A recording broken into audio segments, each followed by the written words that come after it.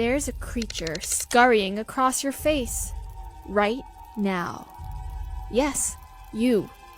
And at some point, maybe now, maybe in a few days, it's going to find a nice, cozy pore in your skin and lay a single, enormous egg.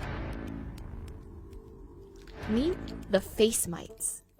They're smaller than a grain of sand, are a kind of arachnid, like spiders, and they feast on the oil and cells in your skin, particularly on your oily nose, cheeks, and forehead. Scientists suspect they've been living on us since the dawn of humanity over 200,000 years ago. And today, studies suggest practically every adult on the planet has thousands of them. Odds are, you've been living with them your whole life. Babies quickly get them from their parents a few days after birth. And once those face mites are on you, the only thing they enjoy as much as slurping oil and nutrients from your pores is having sex. All over your face.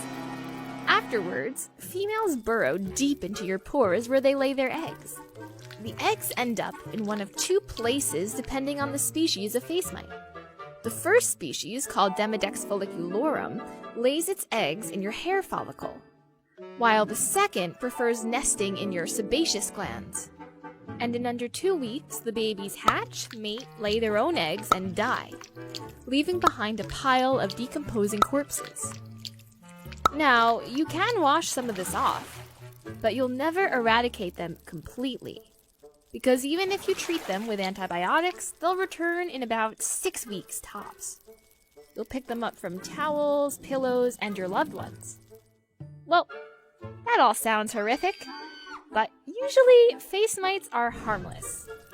They only become a problem when they multiply out of control. This can happen in people with an impaired immune system.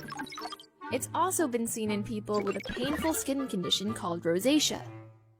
Normally, you'll have around 1 or 2 mites per square centimeter of skin. But one study found that people with rosacea had 10 times the normal amount. Believe it or not, in some cases, face mites can be useful. Researchers can actually study your face mites to learn about your ancestors.